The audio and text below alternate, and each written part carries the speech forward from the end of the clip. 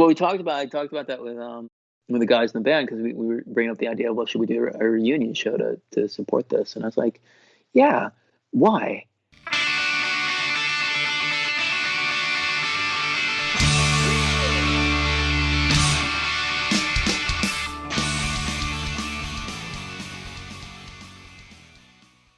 Welcome, everyone, to This Was The Scene, the podcast that takes a look back at the late 90s, early 2000 punk scene. I am your host, Mike Doyle. Before we start, feel free to support the podcast if you've been listening for a while and want to do so by heading over to my Patreon, patreon.com/thiswasthescene. You can sign up for $1 a month. It's $12 a year, $120 over 10 years, which I hope to be doing this for another decade. We will see. Garrison was a post-hardcore punk band based in Boston, Massachusetts from 96 to 2004. Ed McNamara and Joe Grillo shared lead vocals, guitar, and songwriting duties. The sound was largely influenced by early post-hardcore, most notably Drive Like Jehu, and also incorporated components of post-punk, shoegaze, and emo. In their 8 years, Garrison released 2 full-length albums, both on Revelation Records, as well as 3 EPs, 2 split EPs, and 1 early single released as a 7-inch vinyl record. After officially disbanding in 2004, members of Garrison went on to play with Pointillist, Instruction, Fires, the Fly Seville, one of those, Gay for Johnny Depp, Campaign for Real Time, The Rise Park, Placer, and Kill Verona. Thank you to Casey from Iodine Records for the intro. Actually, it was really funny because me and Joe were just kind of bullshitting with each other through the Instagram account. And then Casey was like, yo, do you know about Joe from Garrison? I was like, I do not. And he's like, you should interview him. So then I was like, wait a minute, I've been talking to this guy randomly. So that's kind of funny.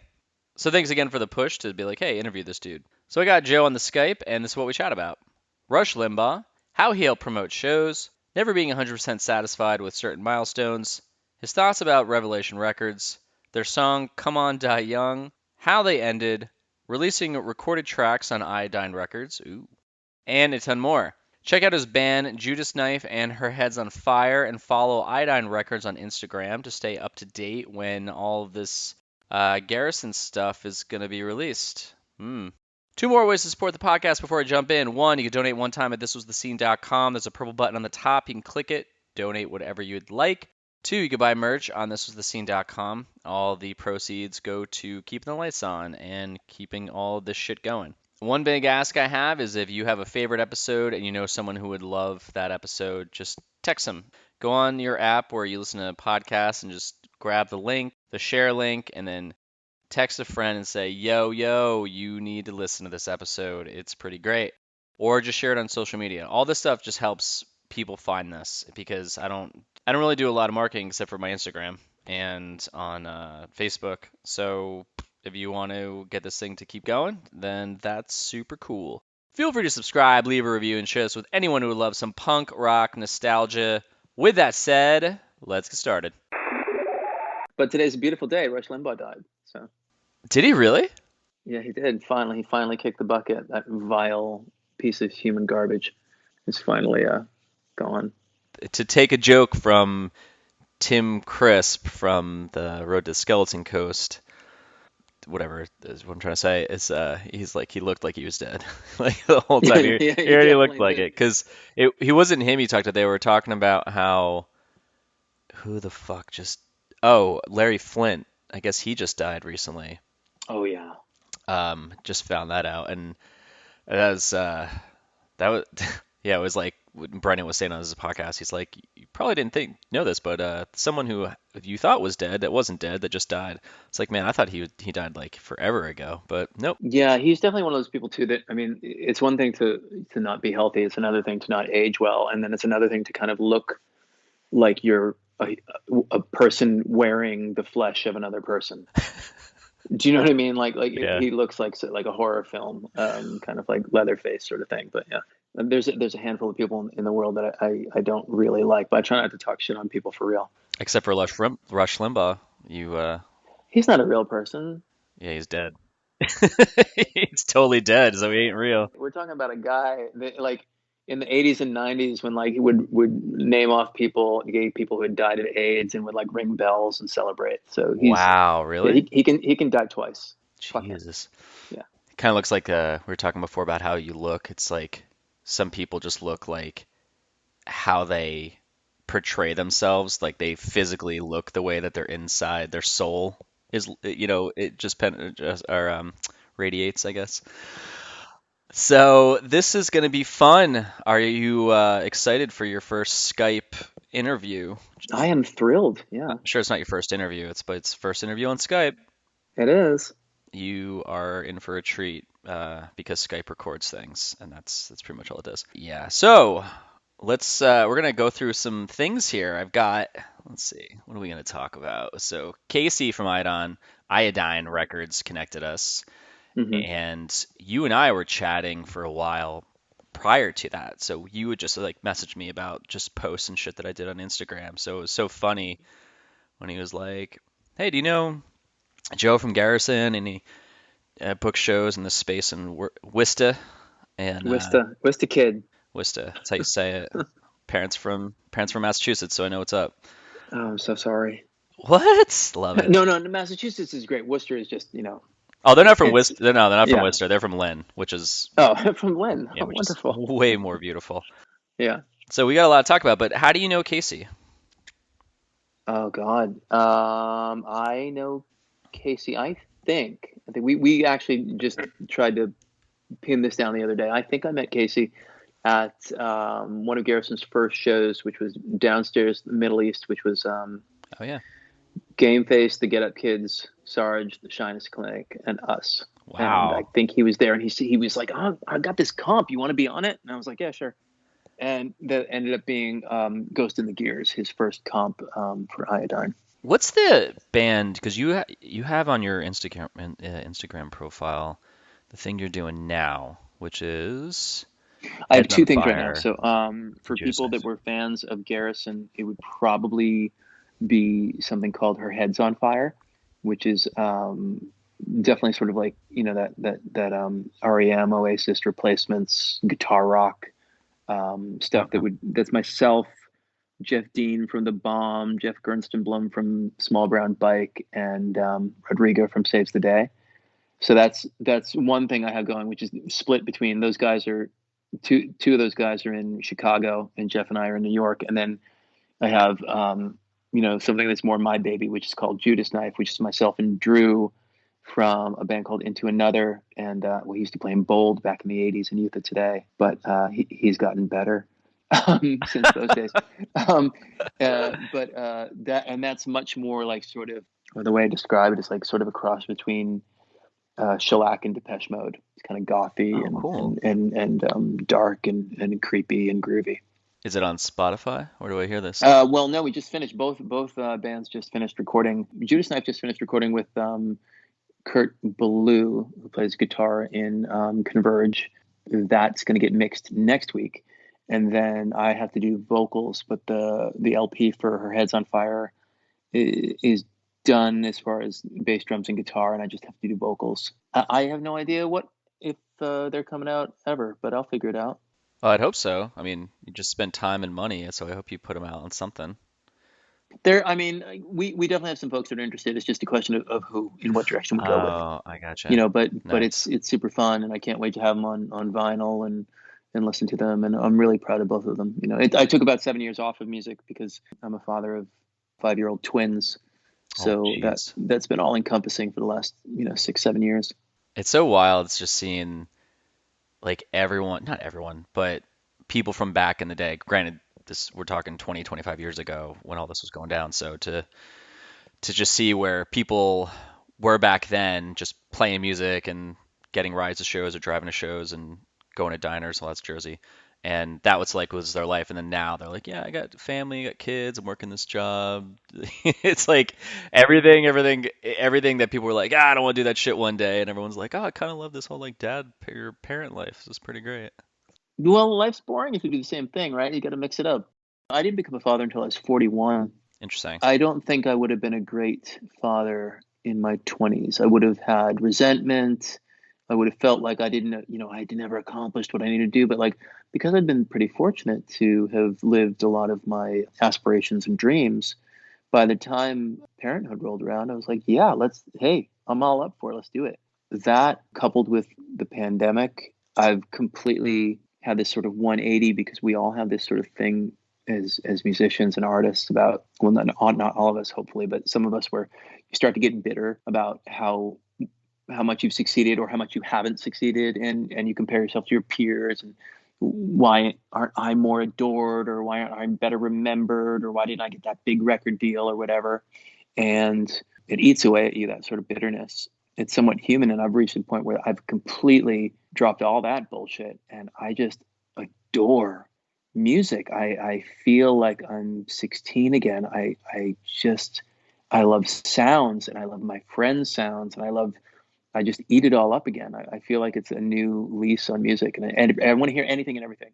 I love it. So it's been really cool. It's funny because of doing this. This has opened my eyes to so much other music that I didn't realize, or bands that I never listened to back then. I always knew of a lot of bands, but sometimes I never gave them any of my time ever.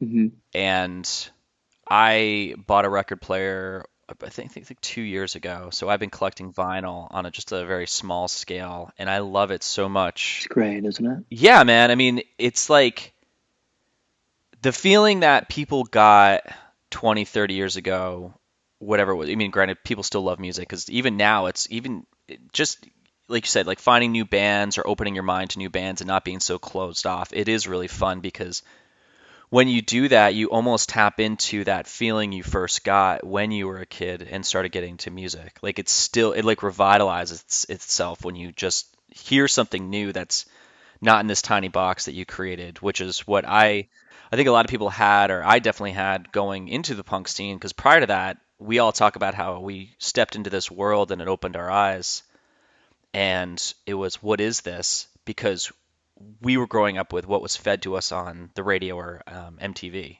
and then once you start doing a little detective work or opening, listening to people and just hearing what they love, that's you're like, okay, that's where I found that thing that I knew was there, and I love it. So even now with doing that and with the record player, I'm actually buying. If I look at my collection, it's a lot of the music is stuff that's not. Some of it's like a lot of it's not really obscure, but like I bought like I just put in for No Control by Bad Religion at this local vinyl place that I go to just to own it. Like I've never owned it. I've never even listened to the full record. So there's like all these records that I'm going back and buying from them. Like this guy Chris Kayak, he just sent me NoFX Ribbed on vinyl because I've never owned it. I've actually never bought a NoFX release.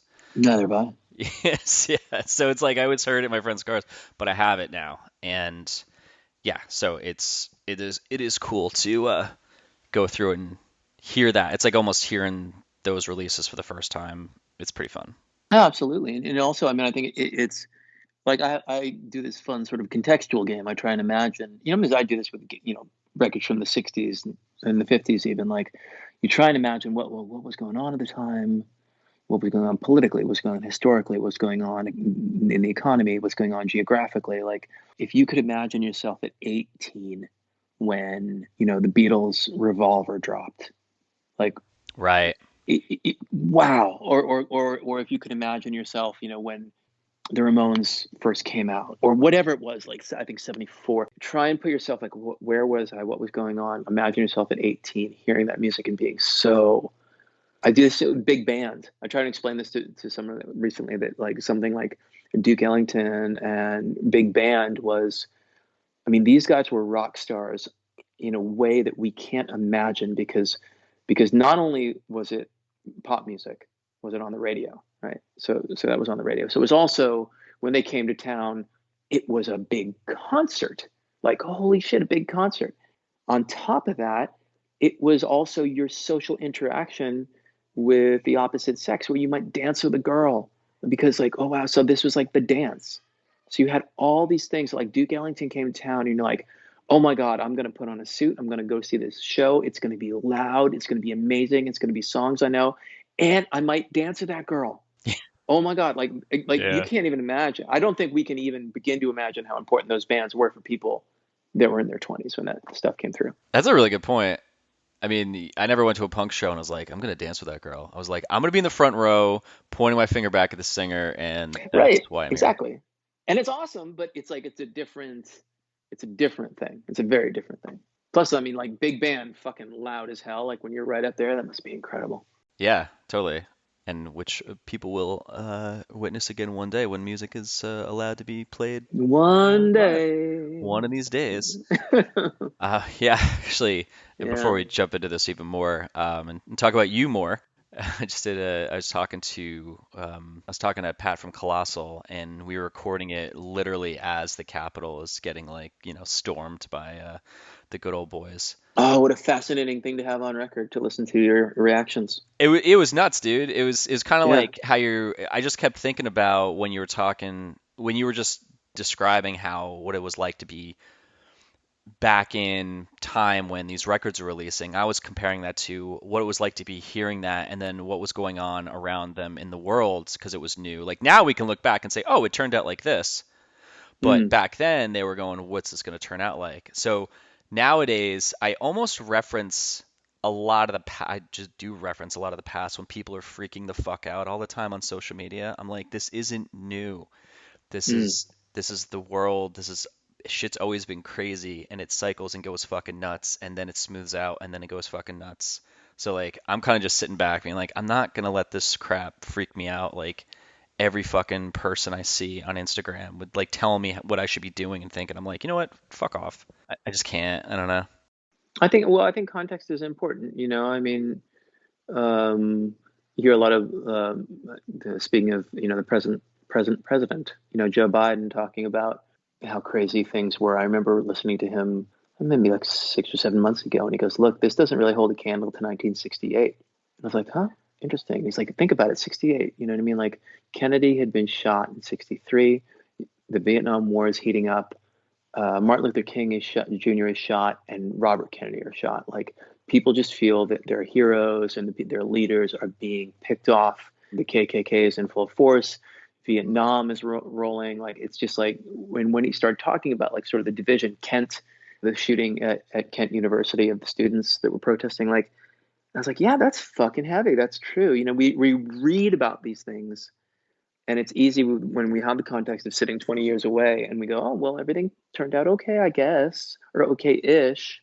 I mean, it's always just gonna be like it's never gonna be perfect. It's gonna be Right. crazy and not crazy. Like that's just the way it goes. Unless Absolutely. what full on crazy is if worst case scenario nuclear bombs launch and shit like that, or like a meteor hits and like everything goes fucking crazy, or like I don't know. That's like my take on it, but I just think like everyone, I don't know, it just ebbs and flows, man. And It does. yeah, so it's like Absolutely. it's like I work for myself for so long. I sit back and I'm like, you know what? You guys can spend all day long posting about this stuff or talking about it and freaking out. I'm actually gonna go do some shit, and I'm not gonna have my blinders on, but I'm not gonna have this cripple me from not doing anything because it's like, what are you gonna do? Just sit home and just freak yourself out and like that's where you're gonna live for 24 hours a day? It's just nah, man. Well, in also a weird way, I mean, what a luxury to be able to be so informed. I mean, I think I remember Henry Rollins speaking about this where in his travels, and he's like, look, man, 60 to 70% of the world is not thinking about retirement. They're thinking about how am I going to eat today? Yeah, And where am I sleeping tonight? yeah, You and know what I that's mean? And it's like, if you're lucky enough to worry about like, oh, what's going to happen to my 401k? Or like, oh, will there be an educational system for my child?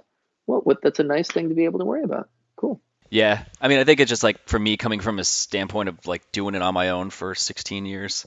Mm-hmm. Sure, I built the foundation for it, but the last 4 years when the economy and stuff was good, like I was struggling. So it's like I Mm. know what it's like to have to be like asking my friends for $200 to make rent. That was a year. That was a little over a year ago when I was doing that sometimes. So I'm like, figure out what you can do on your own, man. Stop relying on everyone else and just try to figure it out. I don't Yeah. know. Maybe that's just my aspect. So speaking of doing it on your own, like this little Mm-hmm. segue here.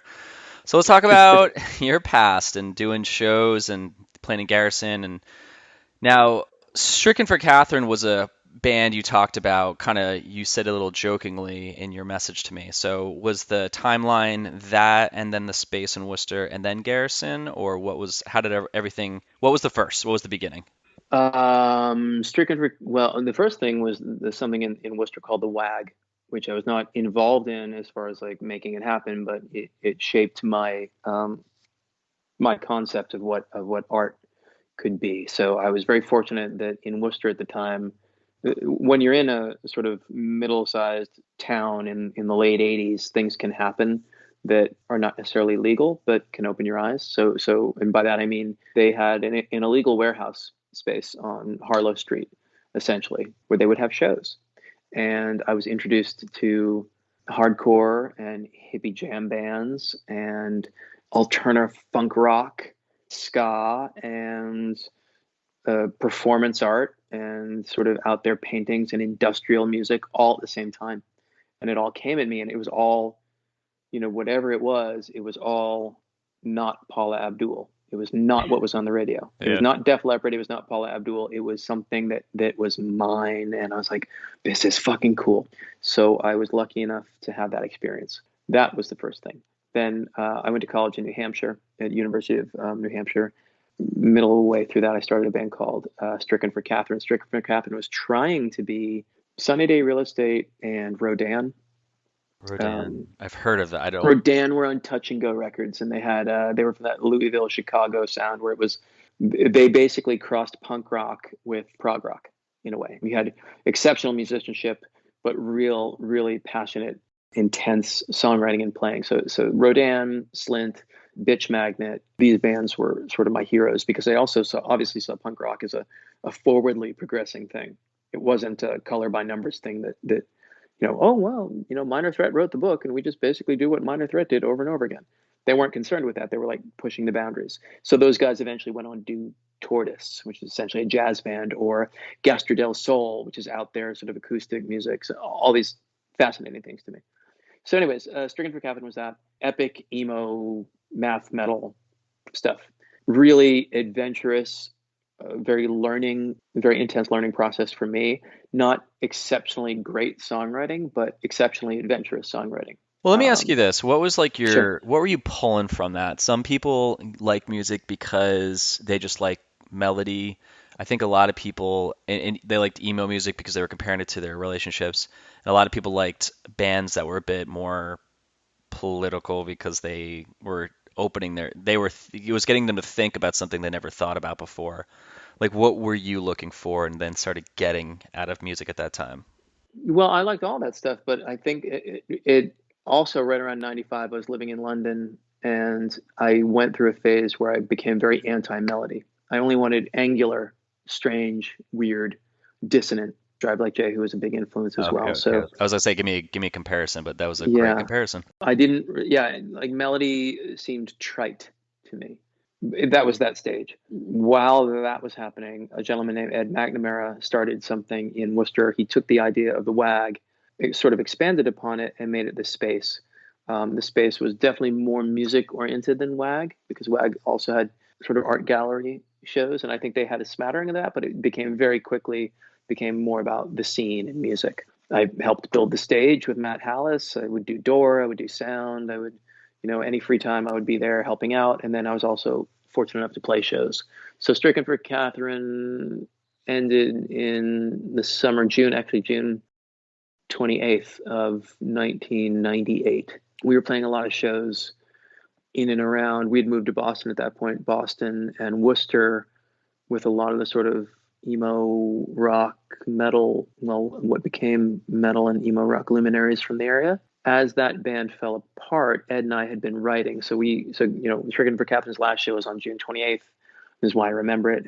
And Garrison's first show was on June 29th of that same year. And we just had a demo and we started, we had a East Coast tour book before we played our first show. And Oh we wow. were Ed and I were just incredibly industrious, because we'd both been in these bands that we felt were great musically, but weren't going anywhere. And what we wanted to do was tour. We wanted to tour and play different places and see different places and have new experiences. And our other bandmates weren't so concerned with that. So when he and I got together, it was like, this is what we're doing and this is how we do it, and let's fucking do it. And so we did. So yeah, we went that first tour. Actually, I just talked about this in another podcast. Was because of Kurt Ballou, because I'd met him years ago in Stricken for Catherine, and his old band, the Huguenots, played. he and I were, writing letters back and forth, and he sent me a bunch of contacts down the East Coast and people to call, like, hey, when you play Richmond, you want to play here. When if you're going to Winston-Salem, this is who you call. We did that first tour, which I think was all of 9 shows and 11 days, and came back thinking, well, maybe we'll be lucky enough to get a 7-inch out, because we'd sent all of our demos out to anybody in a zine. And when we got back, Revelation Records had left a message on my answering machine and said they were interested. We talked to them. Ed knew Brian McTernan peripherally much better than I did. Brian already was working with Rev because of Battery, and obviously he recorded a bunch of stuff for them. He offered to do demos for us to sort of convince Revelation that we were better than 1 or 2 songs. Well, hold on a second. So you just kind of jumped like 3 years there, because you guys started in '98, but then Revelation, you're on 2001, right? No, for our first release is '99. Oh, 2000. Okay, this is what Wikipedia Yeah, said. we were signed. I mean, from our first show, which would be June 29th, 1998, we were signed. I mean, I don't know, the ink dried, but we were already in negotiations with Revelation by September. So July, August, 2.5 months. You mentioned before that you're doing something with the guitarist from Into Another right now. Drummer. It just triggers something. I met. It's kind of like going off to the right, but the bassist, original bassist from Into Another, who passed. Tony. Yeah, so I ended up working with his brother for 4 years in like 2008 to 2012, Thomas Bono. Oh, So cool. yeah, he was I don't like, know him. Yeah. he was like, yo, my brother was in this hardcore band called like Into Another. I was like, get the fuck out of here. I was like, that's crazy. I was like, that's crazy. He's like, yeah, like he passed away. I was like, oh God, I didn't know. I was like, Jesus Christ, I'm sorry to know about that. But yeah, every time I hear that, I would just think of that. But like, did you guys met back then because you were on? I mean, I guess just Revelation had so many fucking bands, but like, I guess my automatic go-to is like, yo, you're on this label. Now you're friends with every single person on the label. It's like you're friends with Walter now from fucking Grill Biscuits. Yeah, those friendships all came later when I moved to New York. I mean, 2 or 3 or 4 or 5 years difference in someone's age now doesn't seem like much at all. But when you're 22, Oh yeah, it's huge. it's a lot. So those guys, the guys in like Texas the Reason and Into Another and Sensefield and Quicksand seemed, well, that was a different generation, and it wasn't, but it just felt it. Well, I mean, technically, I mean, even if a band, because at that point, what, Texas the Reason dissolved in 97? 90? Mm-hmm. Like, so if a band's ending then and you're starting your career 3 or 4 years later on that label, it is going to seem like a world apart because they're done. You're not going to see them, but you have this connection to people are going to be like, oh, you're on the same label as them. You're like, yes, we happen to be. Right.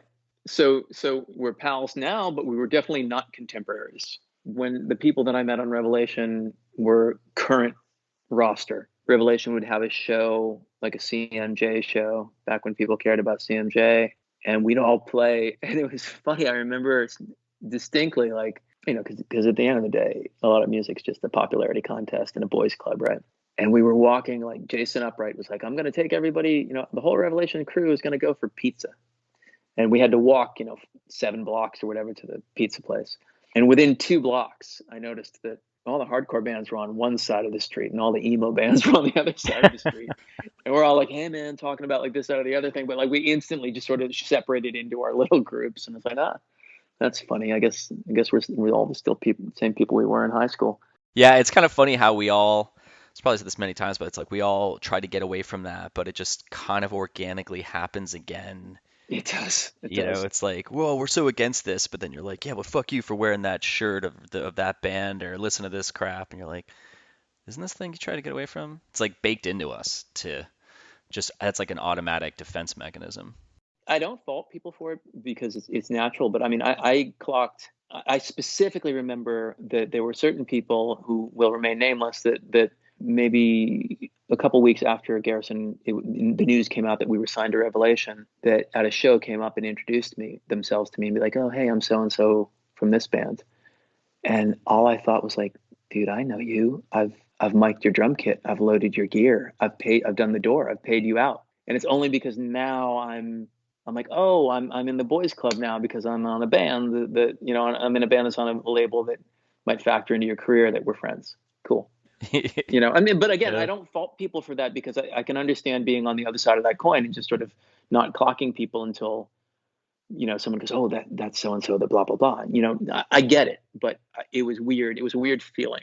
So was this at the space in Yeah. Worcester? So I keep saying Hmm. Worcester because that's like out, but you keep saying Worcester or Worcester. No, So I say Worcester because I learned how to speak correctly. okay. I I could say Worcester, which is the correct way to say it if you live there, but I also don't say Boston and yeah, I don't talk like a townie. Well, it's almost like if you're at like a nice restaurant, you're trying to pronounce the food like an asshole just to sound like you know. I hate those fucking people. It's like I'll have just say mozzarella, man. It's like it's I'm gonna have cool. the penne alla arrabbiata. Yeah, yeah. Like my buddy Matt, like he's like grew up in an Italian family, he's so Italian. He'll always be like, "Oh, the mozzarella," and I'm like, "It's cool, you could say it, dude. Like that's like built in you." I'm like, for me, I look like a fucking idiot, so I'm just gonna say mozzarella and say like I know it's not like an asshole. Well, it's funny because that's like a see New York or Long Island because the whole like that Italian is specifically Americanized East Coast Italian because what they drop the vowel. You know, if you're in Italy, it's prosciutto. If you're in Jersey, it's prosciutto. Yeah, that's true. It's like you know, it's like and that's an interesting thing where what how because my Italian family is like that too. They drop the vowels on certain things, and I'm like, well, that's not actually right, but whatever. Yeah, but you still got your foot in the game. You could at least go Oh down yeah, that path. You know, like me, I'm like, yeah, I can't do that. That sounds like a fucking I idiot. will have the mozzarella, I'll have the sir. mozzarella sandwich, please, with the roasted. Well, I guess roasted peppers is roasted peppers. Yeah. So talk about so like give me kind of like the timeline here because you went from getting in Garrison and then like you go to Revelation a couple years, but and then you were working with like is it at the space like how would because I mean like we had local shows you never worked at the Firehouse or at the Legion Hall you put the show on and you worked with a group to do it so the space was it like just a space where you were part of a group that put the shows on or did you actually clock in. Oh God, no. They didn't have employees. So no, it was just Ed, Dwayne Gorey, Sean O'Connor. There were some people that that they put the skin in the game. Those were the guys paying the rent and you know getting the licenses and everything.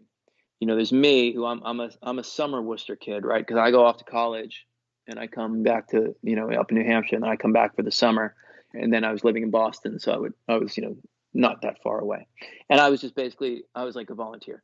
So it was one of those things where what am I doing tonight? I don't know. You know what? I'm just going to go down to the space because I know the lights are going to be on. There's going to be people there, and I'm going to hang out. If while I'm hanging out, I get to put together a stage or help lift a PA system, that's what I'll do. If maybe there'll be a show on tonight, maybe there won't be. Whatever, I'll be there. So you had no hand in actually like booking the shows that were coming up. No. I would help out, but I wasn't doing booking.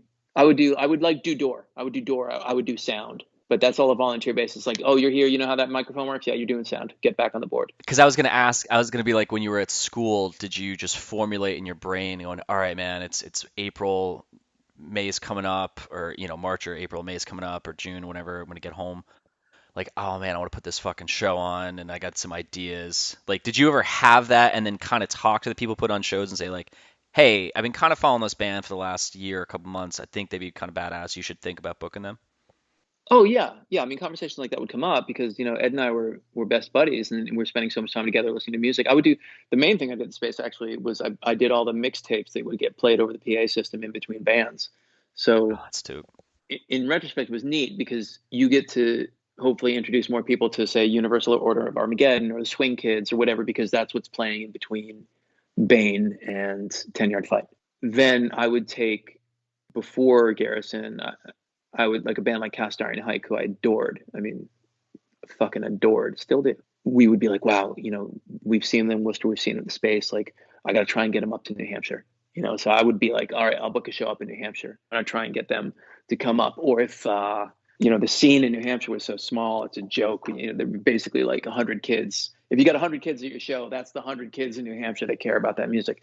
And when Giant's Chair comes to town, you're playing with Giant's Chair, and it's you and Giant's Chair, and 70 kids. There's 70 kids that care for this stuff in the whole state. Awesome. I never thought about how Book Your Own Fucking Life, it's every band talking about they use that to get to the promoters, but I've never talked about how the promoters use that to get to the bands.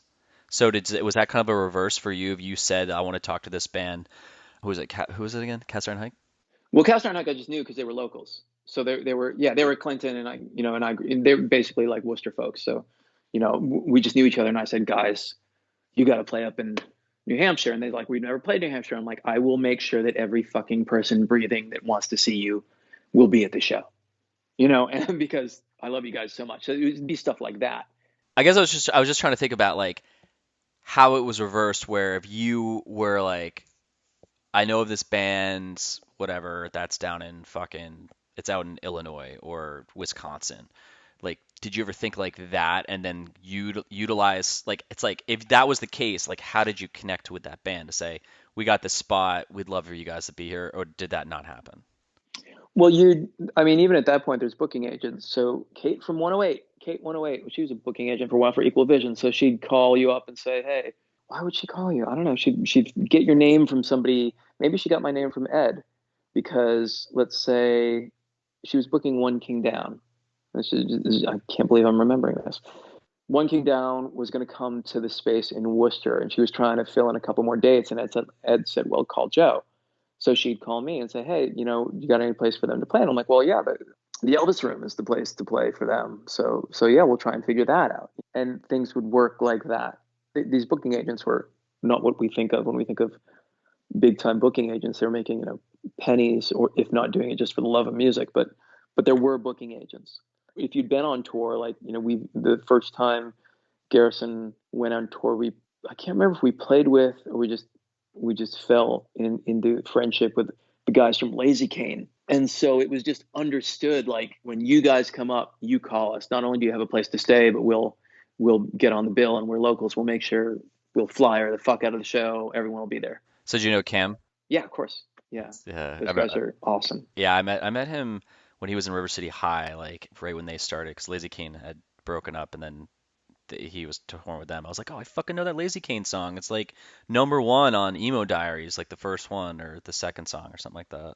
That's all. Yeah, he's great, man. And those guys, John Major, they were lovely guys and fucking really cool musicians. You know what I mean? Like really subversively cool. Like you wouldn't listen to it and go like, wow, that's amazing. But if you listen to it a few times, it's subtle to you, go like, wow, that's changes time signatures there. Like, how did they just flip the beat around? I didn't realize what they were doing. Like they really subtle, beautiful musicianship in what they were doing. Yeah, actually, they're #4 on Emo Diaries, #1, just in case anyone wants to fucking scene point me for getting that wrong.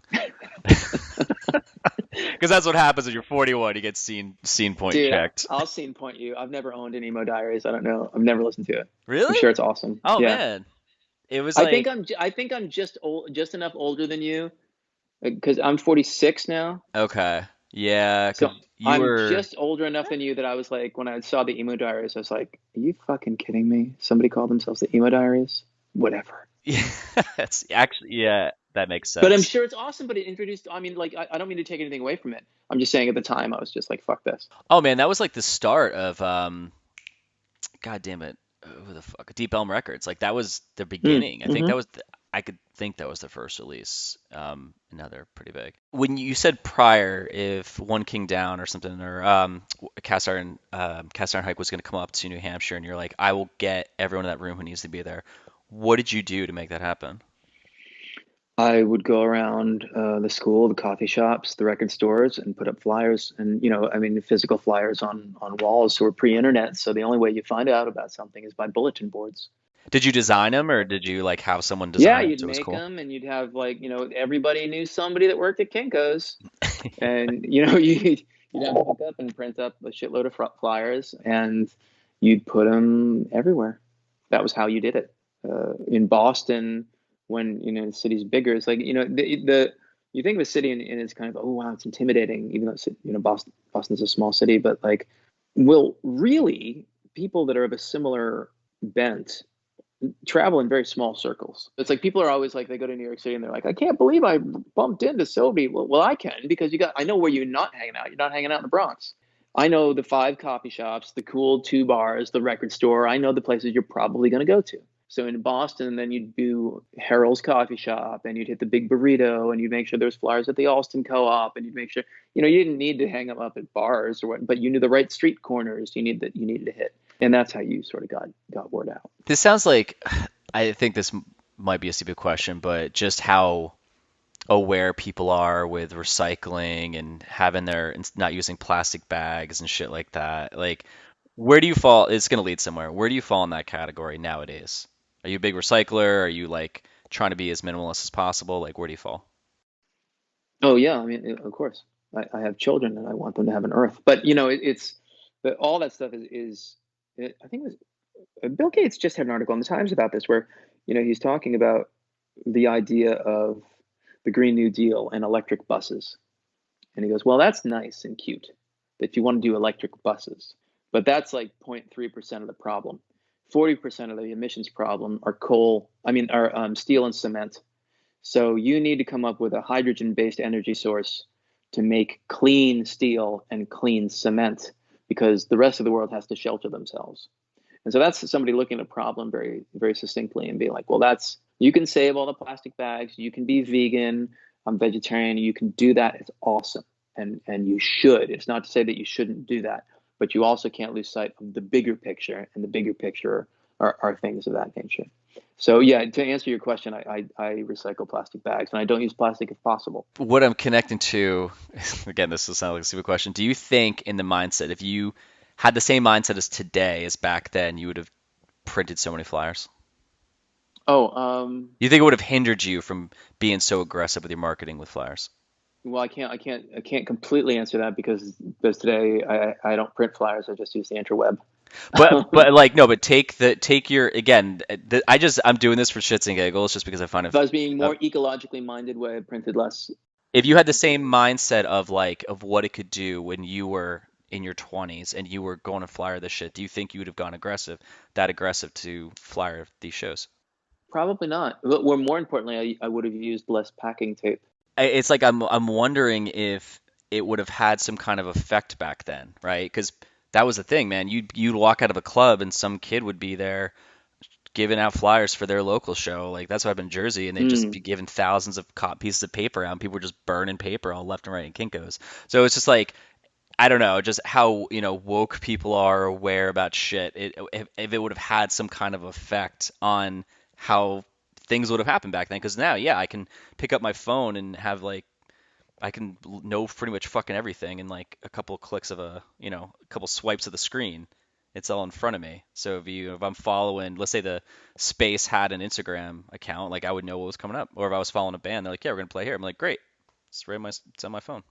Well, I guess to answer that question properly, I would say to you, do you know when you plug in your phone to power it where your electricity source comes from? Is it from a coal burning plant or an oil burning plant? It's a great question. Or a natural gas burning plant? And if you do know, does that affect how often you charge your phone and what your screen time is? No, because I need my phone. Yeah. No. But that's to answer your question about the flyers. Yeah. That's great. I wouldn't. Yeah, I wouldn't clock that. I would have just been like, yeah, well, hey man, this show is more important than one binder that gets handed out at a Chase Manhattan Bank meeting. So people need to find out about this fucking show. Yeah, it's like even now, if I want to, there's been a couple times where I've wanted to just promote things around town in where I live, and I'm like, man, I should do flyers. I should print them out. But I'm thinking like, yeah, but I'm wasting paper then. I don't know. I'm not gonna stick on this, but it just seemed like a very minuscule thing that could have had kind of a big effect. Maybe, who knows? Again, it's all Yeah, like perhaps. just yeah.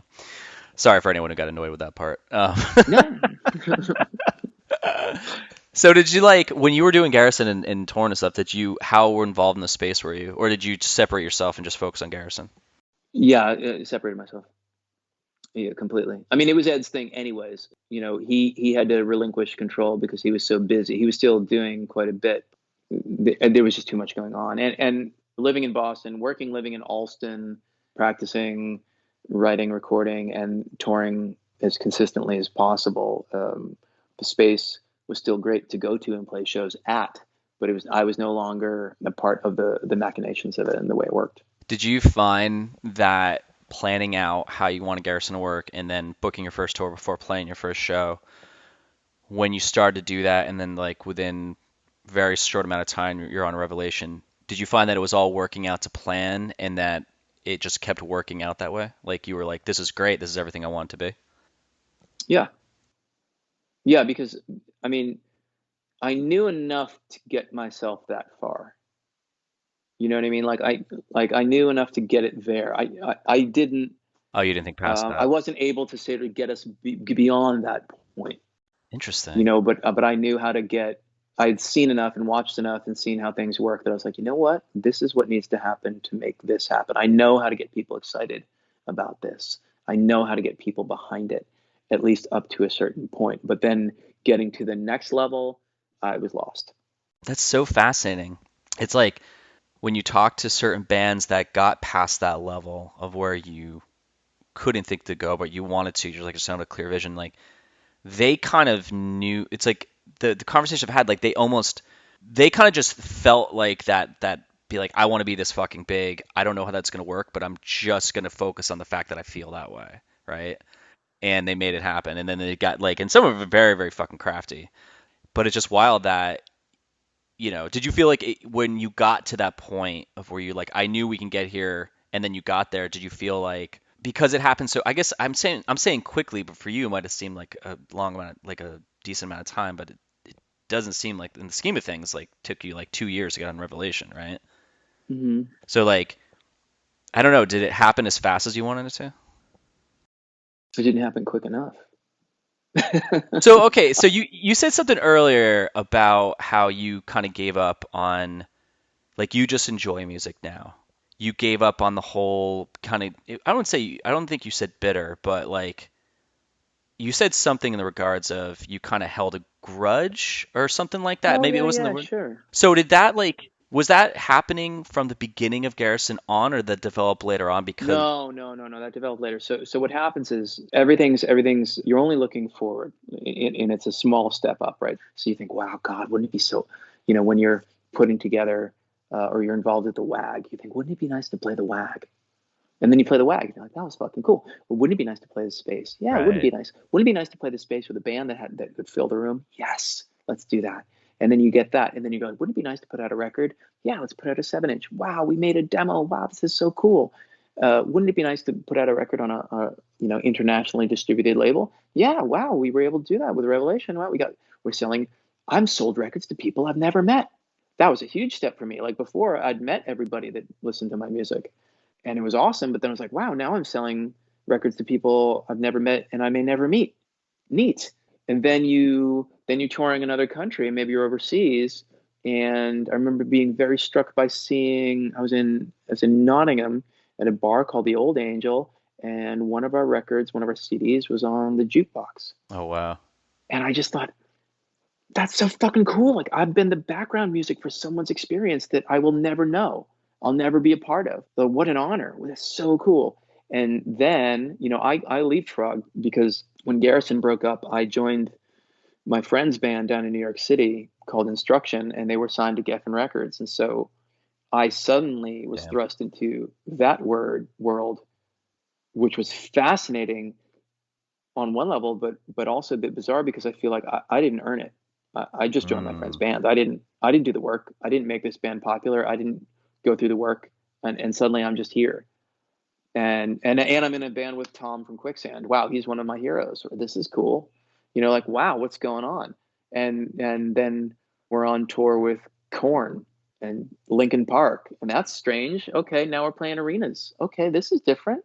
And that was a bit of a head fuck. But to back up to your question, when I was still in Garrison, is what happened is when you're in Garrison and you're putting out records with your peers and you feel good about it, then maybe there's a band like Piebald, right? And Piebald are doing good, and they knew how to sell themselves. They were not only were they great songwriters. Travis is a tremendous songwriter, but man, they had a show. They put on a show. It was funny. You knew all their names. Yeah, They sold toothbrushes. it's a great. They sold fucking Piebald toothbrushes.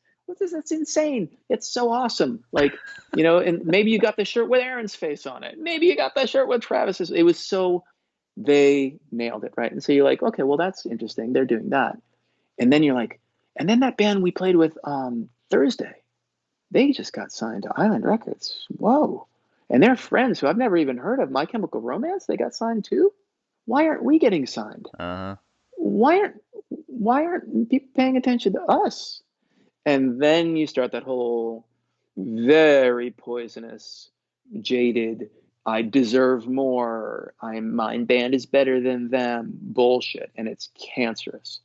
And you have that for a while, and then hopefully you let it go. You reach a point where you're just like, well, that's stupid, because you realize that someone else's success doesn't detract from your success. Yeah, man, it's a hard thing. It is a really hard thing because I mean, the good thing is that the one thing I could say about all these bands is they really believed in what they were doing. They believed in themselves, which I think a lot of people have a hard time because a lot of people have imposter syndrome and shit like that. And it's kind of funny with bands. It's almost like you don't. Like, I don't think I've ever met a band who was like, yeah, we didn't deserve that success. They're like, oh yeah, we worked our fucking asses off. We were that good. I've never met someone go, Yeah. it's like you ever talk to people like, hey man, that's a really good drawing you did. Like, this person does it better. Like, I've never talked to a band, they're like, oh, they did it. It's like they always believe in themselves. And I think we were just right time, right place. yeah, it's like, we just happened to just fucking trip over and we just got our name signed on a fucking contract with Revelation Records. It's like, but it's like you put your heart and soul into the songs you're writing if you're, creative or I don't want to say musician. That just sounds stuck up. Like, I don't know if you really feel it, you're putting your everything into it, hopefully, and you believe that what you're doing makes sense. And it's like when you get up and play the show, I think hopefully you're putting your heart and soul into it when you're on the stage and you're doing it for you and for someone else, and you're trying to create an experience there. Mm-hmm. So I guess it makes sense that people get a little bit fucking sour when they're like, well, I believe in this. Like, why the fuck can't you see this person in the crowd or people buying all the records and showing up to fucking My Chemical Romance shows? It's like, it's like, but you don't see that there can be a disconnect where some bands just they just have it. Like, whatever that fucking thing is, they just have it. And it's like, you're trying to fight for that. And it's just so defeating. Yeah. To see that. It's so many. So you touch upon so many different things, which I think are really fascinating and interesting, because you also don't have perspective to see what is good about other bands. Maybe you're not near the clarity of it. And the charisma. We played a show. Wow. Was in a band called Gay for Johnny Depp, which is just this noisy thing. And we played a festival with Iggy Pop, and there must have been 100 bands on that festival. Download Festival in in the UK, and there was everybody else on that bill, and there was fucking Iggy Pop, and he is magic. He made 30,000 people feel like they were in a basement. He reached through the bullshit. He had this magnetism, this charisma that just, you go, you know what? I'm not even a huge fan of your music, but I would stand in line for hours to watch you play again. You are just the fucking man. Certain bands have that. An easy touchstone from our scene, At the Drive-In. I mean, At the Drive-In were lightning in a bottle live. Yeah, fucking amazing. It was just, you couldn't, there's no one that I can think of that saw them and went, yeah, I guess it was okay. No, they were like, that was amazing. And they just went on and on about it. And because they just had this thing, and it wasn't just the music, and it wasn't just the afros, and it wasn't just the cocaine. It was, they had this thing, man. Like, and it was pretty goddamn awesome. I don't think you can plan that. I think you can try and set up the parameters as much as you can and be as adventurous as you can with who you play with and how you challenge yourself to possibly allow that to happen, but you can't plan it. Mick Jones and Joe Strummer didn't plan to meet. They just met and became the Clash. I think that things like that, John and Paul from the Beatles, like, it's just right place, right time. And were they open enough to making the magic happen? And if they were, then they did. What I think as well is that this is getting like kind of deep, but I dig this. I almost think, you know how people, it's a comparison. People talk about there's different dimensions of the same thing that we're going through, you know? Yeah. Hmm. I almost think that it's not like they open a door to a different dimension. I just think these people live in a fucking different dimension. And it's so wild that they show people this world and space that they live in and on stage. And I think people see that and they're like, I want to go there. Like, what Yeah. does that person see that they are just doing that in front of me right now? And they, like at the drive-in, they could give a fuck when they were on stage back in the day. They just went up and were going, yeah, we're just going to make chaos that sounds great. And it's visually, and it's gonna sound like chaos. It's gonna look like chaos, and it's gonna make sense.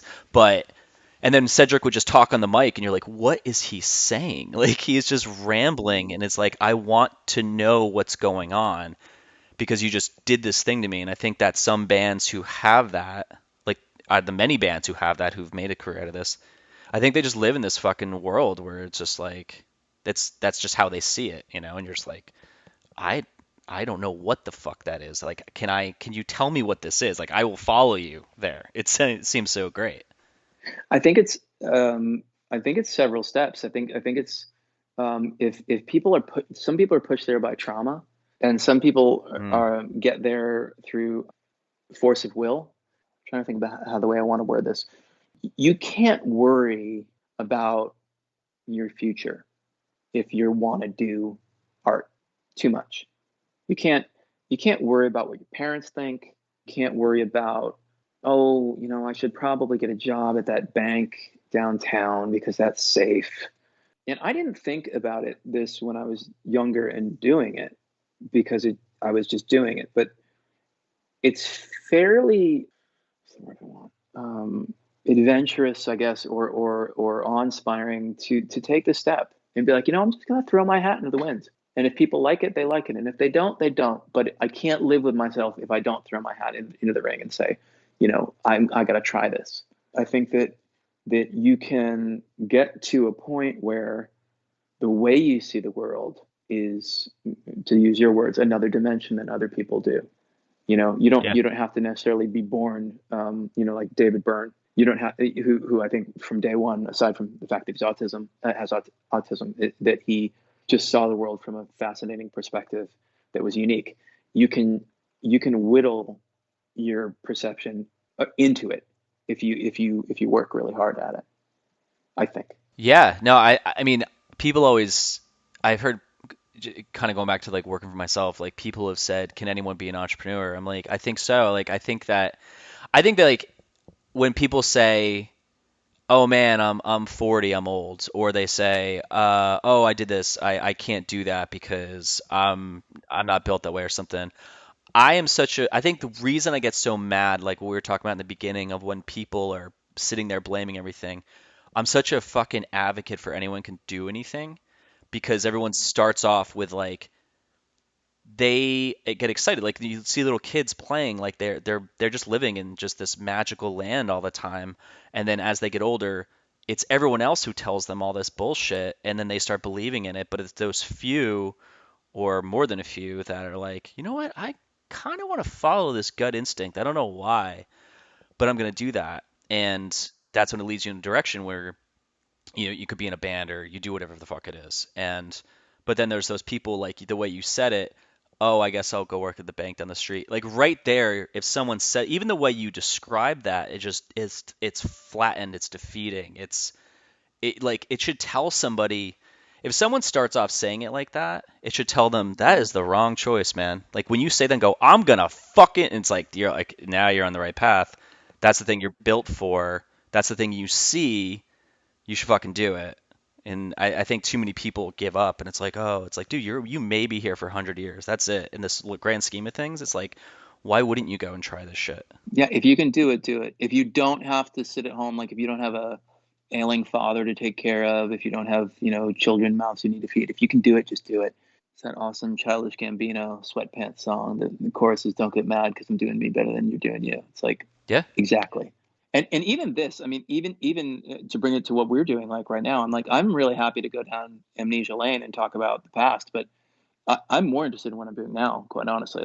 That's great. I think I am not be like, oh, those were the days. No, these are the days. Right now are the days. Those were cool. I'm happy I'm not in them anymore. I'm quite happy to be where I am, and I'm most excited about what I'm doing now. Well, that's why I like doing this podcast because I like talking about back in the day, but I don't sit there and go, man, I really want to show what was back then. I've said multiple times, I'm like, I'm fucking beyond glad I didn't stay in the band. I would have fucking hated my life. I like that Yeah. I built something. I would have been like, I think I asked somebody recently, I was like, what would you have done if things actually worked out? They're like, oh, it would have probably been fucking miserable. It's like, yeah. It's cool. Like, what I like is the fact that this is a thing now. It's like that is the new thing. That is the now thing to talk about this from a safe space of I don't have to worry about getting in a van tomorrow and driving. Like I like to remember that I did, and it's cool hearing stories, and I love hearing stories from people that I talk to because it's so fascinating to me. But there's not one point where I'm like, man, I really wish I could take a time machine. I'm like, fuck that shit. I'd take it back to like present day. Like I'm cool with this. Well, I mentioned this with you know Tom Mullen from Washed Up Emo. I don't know Tom's name, but I definitely know of Washed Up Emo. Oh, okay. So this is Tom, and we were talking about this idea that in the '80s, late '80s, if you saw somebody with a Ministry shirt or a Jane's Addiction shirt or a Smiths shirt, those bands could not be more diametrically opposed to each other. But you knew that that person might be your friend, right? You're like, I bet that Yeah, person yeah. has a similar experience. I can talk to them. That you've opened up a door, right? The main reason people name drop or talk about this show or that show back in the day is not because I care about scene points or whether or not you think I'm cool. I more care, did you see that band too? Have we had that shared experience? Because Right. when we get older, we lose that connection. Like the people, so I live up in Saratoga Springs right now, and it's a lovely little Norman Rockwell-esque town in upstate, way upstate New York. I've been here since the pandemic, and I have children, and it's a nice place to raise kids. But I'm not going to meet anybody here on the first moment where we realize we're into the same art, or we've seen, the same piece of theater that impacted us or something. I might eventually, but I'm going to meet people because their kids go to the same school. We happen to shop at the same market. It's going to be very generic ways of meeting people that don't start off with something that could be a lifelong bond. Do you think just because it seems like it's in the middle of fucking nowhere because of that? No, I mean it's not said that those people aren't here. It's just the fact that when you meet people at a show or at Oh, I an get what you're art space, saying. that you're instantly, I mean that was the absolute best thing about touring for me was, I've said this a million times, is I met the people I would have been best friends with had I grown up in that town. I met the people I would have been best friends with in Prague and in Milan and in London and in Glasgow. I know the people that we would have shared experiences and hung out, and we would have gone through life together. And I've met them. Like, that's so fucking rad. What a great fucking way to put that. I have never thought of it like that or heard it like that. Like that is like fucking nail on the head. No, thank you. I mean, that's to me that's the real benefit of all that is that experience, and that experience is worth. There's no words that I could ever put down to explain how amazing that experience is, because maybe I don't know, maybe I've traveled these places and I didn't go to the Eiffel Tower, I didn't go to the Louvre, but I know that coffee shop I would have hung out at, or that record store. I know those places. Yeah, man, like that was the best part of touring. I mean, granted, there's many levels of being great about touring if you really loved it. Like it was getting out of your town. It was those long drives because as much as they suck, there were some great parts about them. It was that shitty food at every gas station, truck stops and shit, and seeing all the weird people around. But playing a show and having kids like lose their minds or like coming up to you afterwards and buying your shit. But then it was that who you hung out with and like what you talked about, and it was just like this energy the whole time because you were so excited if you were with the right people after the show, or when you go back and you'd see them, you're like, I'm coming back because the show was great, but also because holy fuck, we're gonna go hang out again at Denny's or some crap after this because And that you have friends now that it doesn't matter if you have a friend from those days that calls you and says, I'm in town. You're like, where are you? Let's meet up. yeah, Like I have more more friends like that elsewhere than where I've lived, even in New York City. You know, more friends probably in London than I do in New York. Yeah, that's so true. Actually, super random side note. Do you just because it's Saratoga Springs, do you know Whitman Brewing? No. Oh, do you drink at all? No, well, I own a wine shop, so Oh, I taste wine for a living, but I don't really drink. oh, there's a brewery up in Saratoga Springs called Whitman Brewing. It's on 20 Lake Ave, whatever. I don't know. I Oh just yeah, I know that very well. Yeah, my mother-in-law lives on Lake, and Oh, then okay. my son just walked into the room. Hi, Leo. Leo, what's the name of our band? What's the name of our band? You and me. What's it called? Say it into the phone. Her head's on fire. That's right. That's you and me, right? What does that say? This is a phone. This is my friend Mike, and we're talking about music. You want to talk to him? What does that? It says that this was the scene. Is that cool? What else does it say? That's all it says. This was the scene. No. Oh, right at the bottom. What does it say? I can't even read it. So small. Can you read that with your eyes? I think you need glasses. I probably do. I love All kids. right. They're so honest. Green eyeglasses. Yeah. Yeah. Okay. Thank you. Can you go downstairs and say, "Mommy, I'm going to be down there soon because I'm still talking to Mike." Okay. Don't step on the cat. Okay. Bye, little man. It's cloudy. All right. This is the best part of the interview. She won't scratch you. You're fine. All right. He's just looking himself in the mirror. I think this is the second time there's been a kid, someone I've interviewed's kid had jumped on in the background. That's great. Yeah, he's awesome. He's a hell. He and I actually have a band called A Witch's Name is Palace, which he came up with, and It's a good name. I think it's going to be mostly noise rock. We'll see. I would hope so. That it makes me think that would be very metally. I would hope. Yeah, I think that's what he wants. His favorite guitar player right now is Brian May. Nice. He's doing well for a Damn. 5-year-old. He has better Damn. taste than I do. Jeez. That's awesome. Yeah. So when you guys were on Revelation, I've asked this like a bunch of times. Every time the whole view back when I cared about this crowd, even like now if a band gets on a label, maybe not as much, but I think because we're going back to the point of what we were striving to be, right? And when we would see a band get on a label, we're like, man, that must be so great because they're doing all the things that we think a label does. Like, what was your perception for what you wanted to get out of Revelation and what they actually did? That's a bit of a mixed bag. Revelation was interesting. I mean, on one level, before we were on Rev, I mean, there wasn't a huge period of time, but I always felt that we were, one of those bands was for, I lovingly call them the Canvas Patch Kids, the kids with like the Asuk patches, canvas patches over everything they wore. The canvas patch? They just had like canvas patches with safety pins on their clothes. Okay. Like the food not bombs kids. I gotcha. Okay. And that's where I most felt I most belonged anyways. Signing to Revelation means it's inescapable that if you're a hardcore band, you're going to be associated with Gorilla Biscuits, and if you're in Youth of Today, and if you're an emo band or a rock band, you're going to be associated with Texas the Reason. So you're going to be marketed to their crowd, and they are also.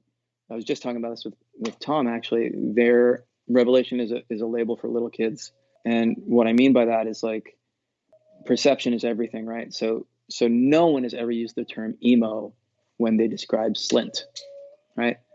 Slint were on Touch and Go. That's a thinking man's label.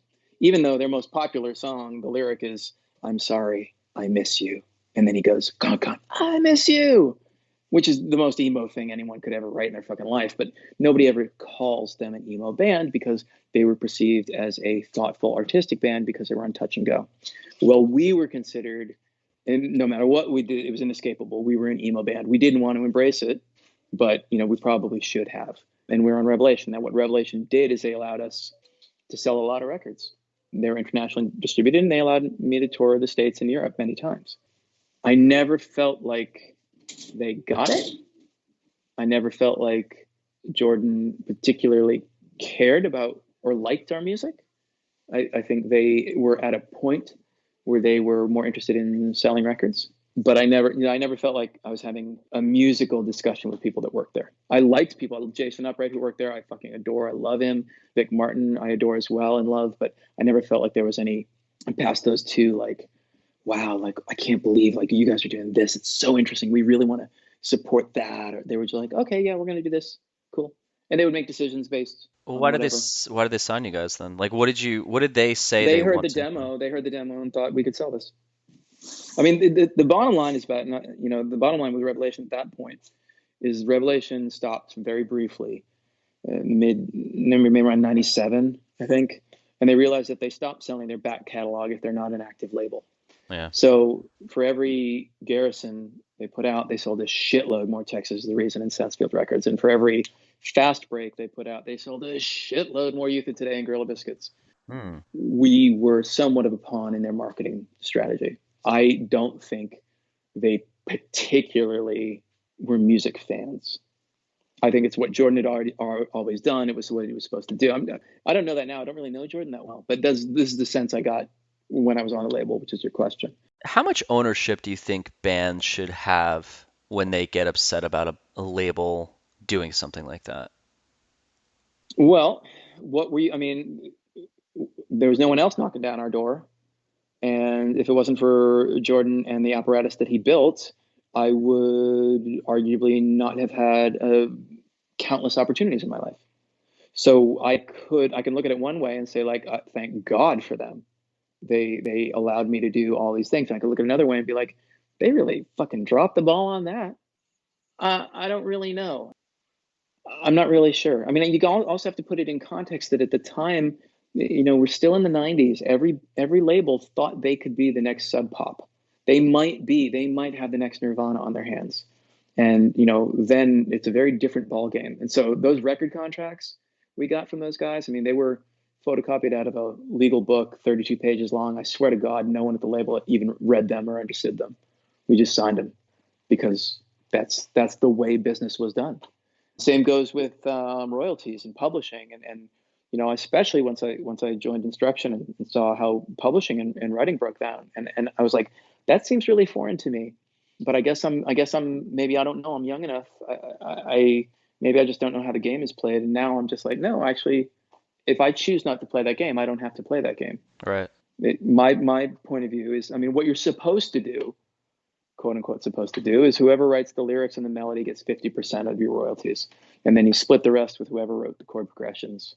A band like I don't know, like take the Beatles as the most obvious example. Most of their songs are Lennon and McCartney, so George and Ringo got nothing as far as publishing is concerned for most of their big hit songs. Well, I'm not really sure when we decided as musicians that rhythm is not an important component of music. But my feeling is that it's, we're all in this together, and you split it equally among the band members, because it wouldn't be the same band without his drum beat, and it wouldn't be the same song without his bass line. And even though I might be doing more melodies and more, keyboard parts and all this other things, it's still us. We're either we all sink together or we all swim together. We're on the same ship. Grab a fucking bucket and start bailing. So Yeah. That's my take on it. No, man. Again, there's no wrong answer. It's like I've interviewed labels and I've interviewed bands, and it's so fascinating here everyone's side, because I think if you're in it without any, what would be backing it? I'm trying to think like a negative word. Help me out here. You're a smart guy.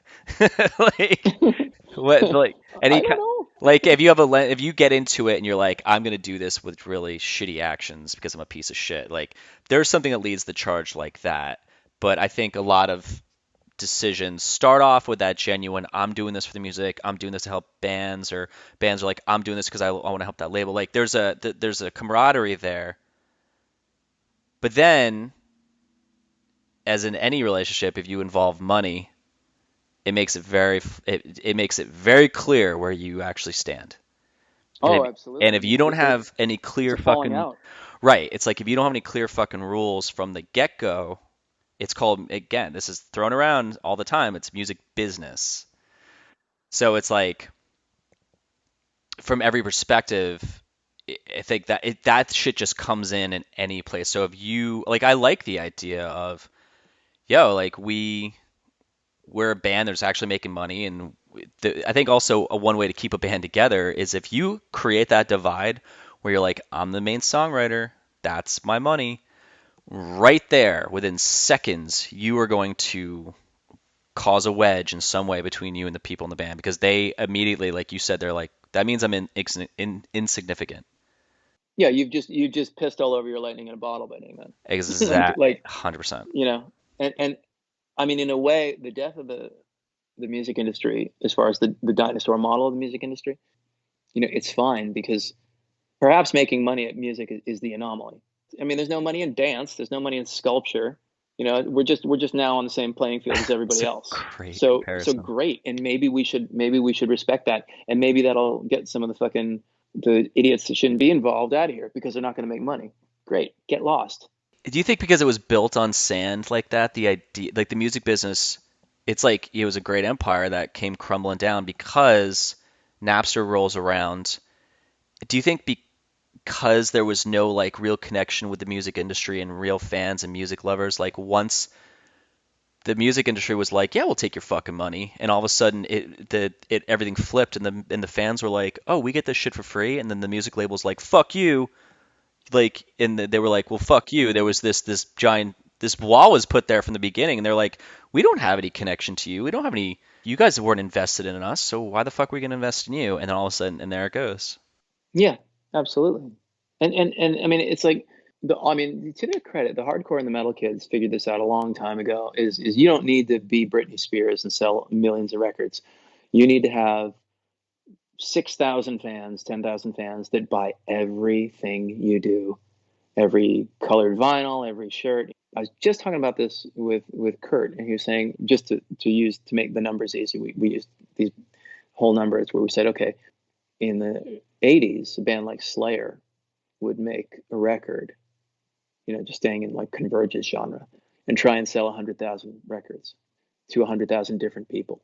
And well, now Converge is trying to sell 100,000 records to 10,000 people because they're going to buy all the variants. Wow. Yeah. Because they don't need to have the same fan base or the same number of fan base. They just need to have people that are voracious, and they're not just fans, they're super fans.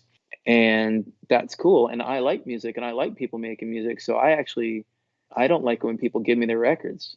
I'm like, no, I like you. I want to support it. I'm not, 18 anymore. I have a job. I have a job. I have a I can paycheck. afford this. I'm very happily, I want to buy your record from your record label. In fact, I want to pay more than what I should because I love you and I want you to keep doing what you're doing.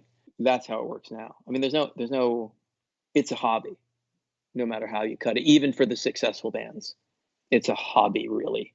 They're not gonna. It's very, very difficult to make a quote unquote living outside of subsistence level living in music. You have to just be very. I mean, do you listen to Tim Ferriss at all? No. Do you know who he is? Is he from Avail?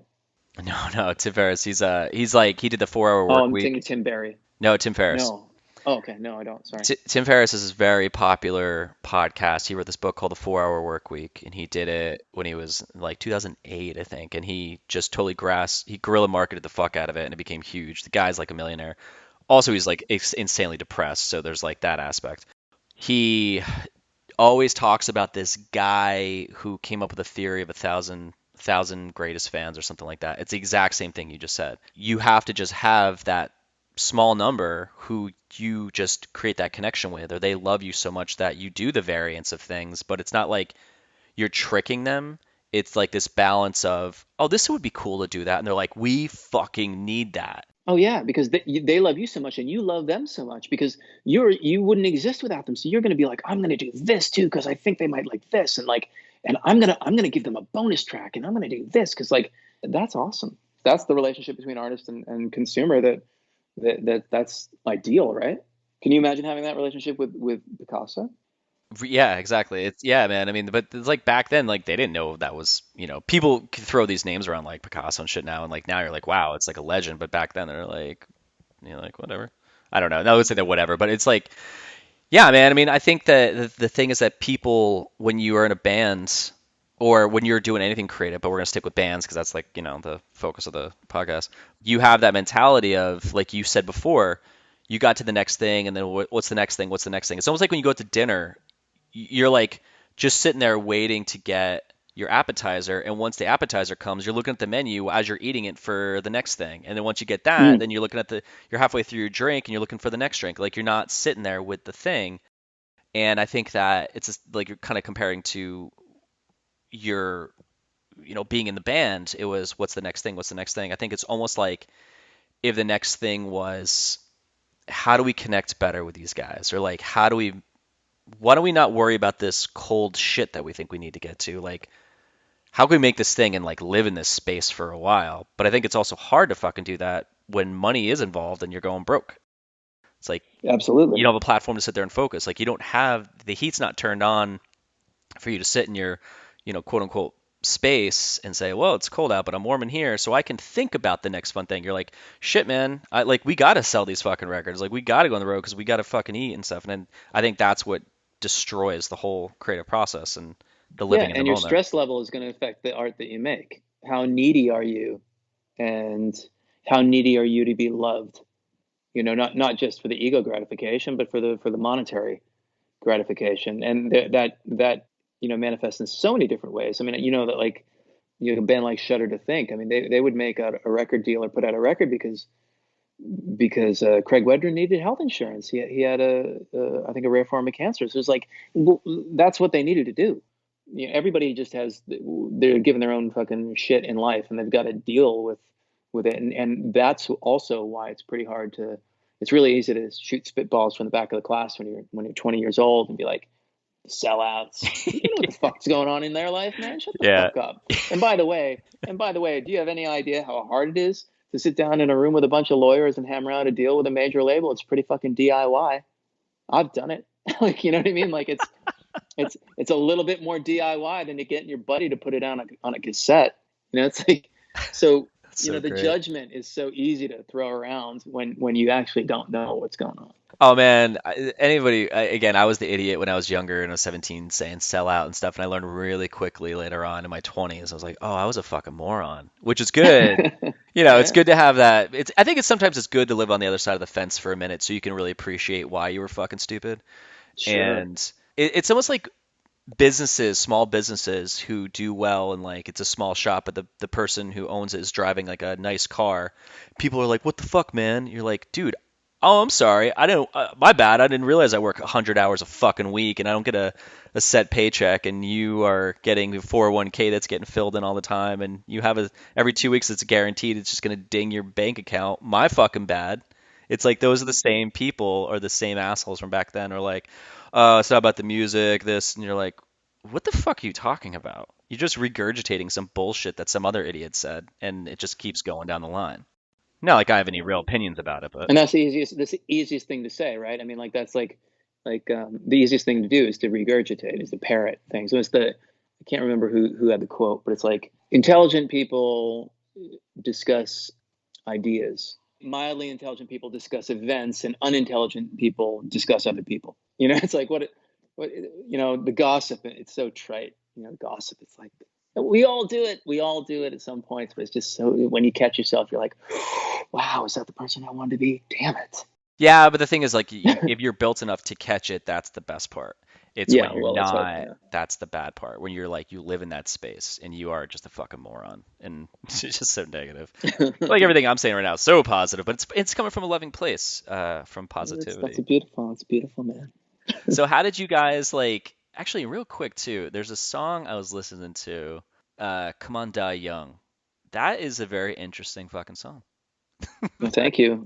It was written in about 35 seconds while I was crossing the bridge between Upper and Lower Alston. What the fuck was that? The song is one chord. Come On Die Young, well, aside from being the title of a wonderful Mogwai record, it was a reflection. So that whole EP is written about revelation, right? So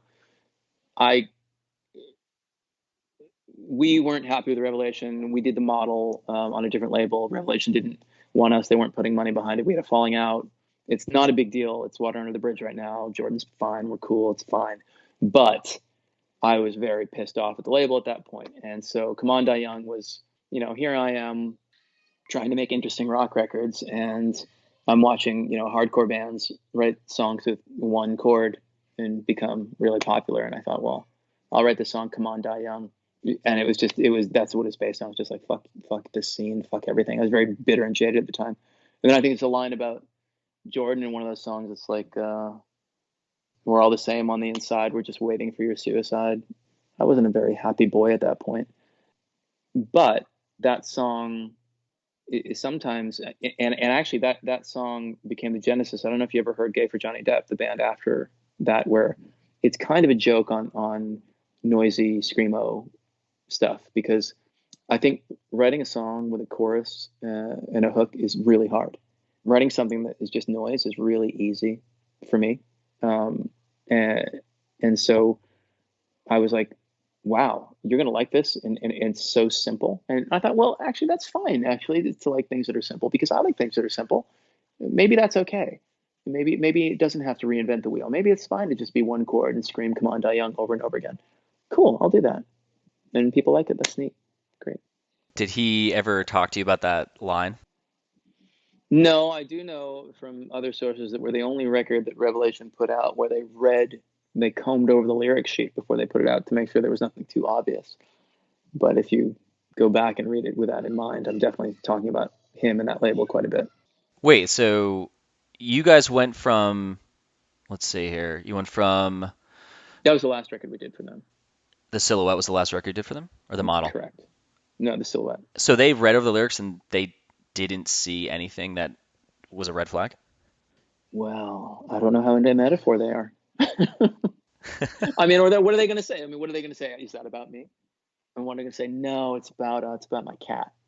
You know what I mean? Like, they don't want to have that conversation. So they just want to make sure that I didn't say somebody's name or something, and they were cool with it. I think I said this in another interview, or maybe I didn't, but I'll leave it in this time. I know that there was a story I heard with River Phoenix or Phoenix TX, and I think they were on Drive Through or whatever that, I forget the whole thing, but something in their album artwork or something they did had toilet paper in their artwork, and it just had R and S on the toilet paper for Richard and Stephanie, and they caught that, and I think that was like the end. That like they and then Drive Through like canceled something, like, so they caught the little like Easter egg. You know what Revelation never allowed me to do? Because what I wanted to do is I wanted the liner notes for that to be all 32 pages of the contract that we signed photocopied, which they wouldn't allow. But something that that would have been made a lot of fucking money, but they didn't want to do it, is because it tainted their image. So we had a record called Be a Criminal. It was all sort of about criminality and how do we cross the lines of criminality all the time, whether intentionally or non-intentionally or unintentionally. Is I wanted to steal all of the classic Revelation T-shirts designs and change them. So I wanted to do, like, instead of Texas is the reason, do you know who you are? It was going to be Garrison is the reason, do we care who you are?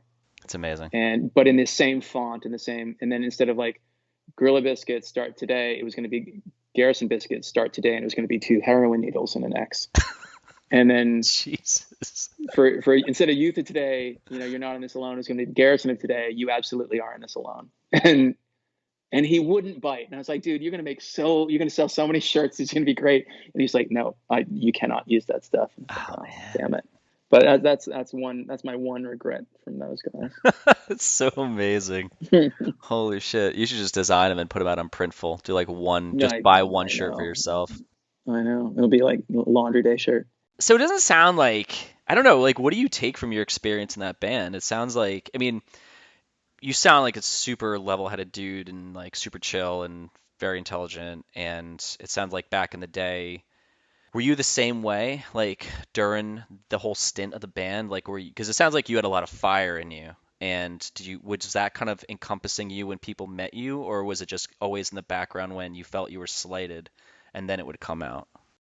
It was super positive, and I was a team player. I went hook, line, and sinker. So, I would promote anything for Rev. I would basically work for their street team. As soon as I got signed to the label, I went to every show of every Rev band that was in town. I wanted to listen to, our contemporaries were Game Face and Kill Holiday, and I really loved everything about it and wanted to be associated with it as much as possible. Up until when Be a Criminal came out, which was 2001. And that's when things started to sour, because I just felt like I think we're maybe on the wrong label. They're not selling as many records for us as they think they should be selling, and we're not selling as many records for ourselves as we think we should be selling. And so I felt like maybe we should be better fit. Opening up those lines of conversation didn't go, not only weren't positive, they actually just made everything worse. So it was only really the last EP that experience was kind of jaded and bitter. And I was like, yeah, fuck this, fuck them, fuck that, blah, blah, blah. But that also coincided with my age and my experience and everything that I was going through, which I think is very common. I think you speak to a lot of people that are on their, fourth or fifth record on some label, they're all going to have a similar take about what they think they deserve and what they're not getting, rather than focusing on what they are getting and what the opportunities they are allowed to have. That was that time for me. But I don't see it that way anymore. I mean, it's amusing to tell you those stories, but I really don't harbor any ill feelings anymore. Thank God. I mean, if I couldn't have let it go at this point, I would need help. That's why I laugh at things, because I'm laughing not at like from a very far away perspective of just seeing how like something was. There's kind of a comedy to it, even though there wasn't, right? Like because everyone got out of it. If everything imploded and it was a bomb that went off, it's like that really isn't that funny. But like when people get out of that situation, you look back, you're like, God damn, that's crazy. Yeah, but it's shifting of blame. Like, oh, me whining about my record label not pushing me hard enough. Maybe I should focus on writing a better song. You know what I mean? Like, It's a great maybe my perspective, band man. isn't that good. I mean, that's like what I'm getting to before. It was like there's the growth in that, right? Where some people just live on just the constant blame, but they don't. You have a real hard conversation with yourself. You're like to ask yourself that question or say that to yourself, like maybe I should have wrote a better song. Like that, just you saying that to yourself. Like that's a giant thing where things might have. Did you do that then after Garrison, and that's what led you down that path with like all these other bands? Yeah, well, I mean, with certain things for sure. I mean, joining Instruction was a whole nother can of worms, but a beautiful experience as well. But that was pretty. God, that was nuts. Yeah, I think from that point on, anything that I wanted to be the sort of the Svengalia of, if I wanted to, sort of be the director. And so like I come from a theater background because I studied theater in college, so I was always good with or happy to play different parts. Well, okay, there's some plays that I'm going to direct, and if I'm the director, I want full say. And there's some plays I'm going to act in, and so I'm here to supplement your vision. So you tell me what you want from me. And so with something like Gay for Johnny Depp or I Hate Her Freedom or the bands that I have now, specifically Judas Knife, it's like it's my thing, and I will love your input, but I have final say. Whereas bands like Instruction or God Fires Man or Her Head's on Fire, it's like it's a conversation. We're working it out, and especially with Instruction and God Fires Man, which was Artie Shepherd's deal, I was like, you are driving this bus, man. You tell me what you need from me. So I think in anything that I've been in full control of, I've definitely been more comfortable and informed from my experiences with Garrison to be more positive about what I'm doing and let the chips fall where they may. I don't deserve to be on a record label. I don't deserve to do podcasts and talk about the old days. I don't deserve it. I'm fortunate to have it, and so I'm happy to have it. I'm happy that people I don't know listen to my music. That's cool. But it's not. I'm not so great. I'm not any greater than anyone else that deserves it. I was talking about that with that you were talking about something that made me think about the business model. Yeah. Drew and I were talking about there's like some ungodly long 6 hour long Tom Petty documentary on Netflix, and I love how you put it that way. and we said like all this documentary made me think is what an opportunistic douchebag this guy is. Like he goes out, gets himself a record deal, and as soon as the record label goes, you know what? I think you should just, instead of Tom Petty and the Heartbreakers, why don't you fire those guys, have it be a Tom Petty record, and then hire them on as your band, and you'll get paid more publishing. He's like, yeah, cool, I'll do that. And I'm just thinking, you suck, dude. Like I mean, you're a great songwriter, but like, fuck you. Like I would be so livid if I was in that band and I'd like gone, I'd been like part of the ship, and he was just like, here's how it's gonna go, guys. I was thinking about that was a comparison I was trying to make before about the same exact thing, right? Where when you like the how much blame or whatever I put about the being in like a band signing up with a music label, like how much ownership should you have? You talking about how you do your music like by yourself, like I'm just doing this to mirror like I cannot do things with other people. Like that's how I work for myself. Like I realize that it's my fucking vision, it's my shit, and it hinders me from probably growth of where I could if I partnered with someone, if I partnered people in the past, I just can't do it because like I like my vision, and I'm gonna stick with it. But it's like Nine Inch Nails, let's say Trent Reznor was like, "Oh, this is my thing. This is 100% my fucking thing. I'm saying that from the beginning. I'm gonna have a band, but you guys are just gonna tour with me. And if I go to produce an album, I'm gonna pay for it out of my fucking pocket, and I'm gonna pay for the producers. So like, I am gonna be the final say, and you know what you're getting yourself into." And the bands and the members who tour them, they're like, "Yeah, we know we're here as a hired gun." And it's like, Yeah. and from the beginning, it's established as that you know what you're getting yourself into. It is 100% like you should know from the beginning what you're getting yourself into. With the Tom Petty thing, if he established that from the beginning, it was like, look, man, from the time I was 16 until now, I told everyone like this is my fucking jam. If that happens and then he kicks the band out and brings it back on, I would almost be like, again, I don't think this happened, but if it was the initial conversation where you knew you were getting yourself into, it's almost like, okay, well, he told me that, so that's what I know I'm getting myself into. But it's afterwards though, if you're like sold some bullshit and then they change their mind and it fucks you, and you're like, okay, that's a different story right now. Like I was told something way fucking different, and yeah, now you are a piece of shit for like just being able to flip like that. Like you are an opportunist, opportunist. Yeah. That's it. Or careerist. Yeah, I mean, Chris, yeah. that stuff. I mean, I I like having final say, but I can't do it all by myself. Like there's certain people I've worked with, or take Trent Reznor for example. Trent Reznor has ideas and he makes them happen. Um, I have ideas, but I need some collaboration. I need to work with Jeter Smith. I need Drew to bounce ideas off of because I trust him. He takes the initial idea and makes it so much better, be it with arrangement, be it with how we turn things around, the tempos. Even though I'm writing the songs, it's a 50-50 band as far as I'm concerned. But he also knows that like I'm paying for the recordings, and therefore I do have final say. But it's also because I have the vision, and he understands that. He knows. He's like, it's different when you're a drummer, I think, as opposed to someone who plays a melodic instrument, and he knows that I have the tonal ideas and what we're looking for. So like you guys collaborate, but when you say you're paying for the recording, it's you're not paying him, you're just paying for the studio time. Correct. Okay, yeah. So it's like again money is the final say, but I think you have that conversation with someone like you. I think it's a healthy way that you have it right there, you know. And I'm not like trying to dissect this like psychologically. It's just like I think that just to be very aware of like what you're gonna do and what you don't do. As long as you're open with that with other people, then it's like, yeah, man, you're being that's I don't know, that's pretty I don't know, punk rock. It's like Well, you want to. I mean, you also want to like. I can see where in a situation with what you're doing, where it becomes. It also gets pretty tedious to try and constantly convince people that your idea is good, right? So oh yeah. So I don't think democracies generally work for bands or most artistic endeavors. It's nice. It's a lovely ideal. I think Johnny Greenwood beautifully said this about an interview question about Radiohead. He said, do you guys have a democratic songwriting process? And he goes, think of it like Radiohead is the United Nations and Tom York is the United States. I was like, perfect.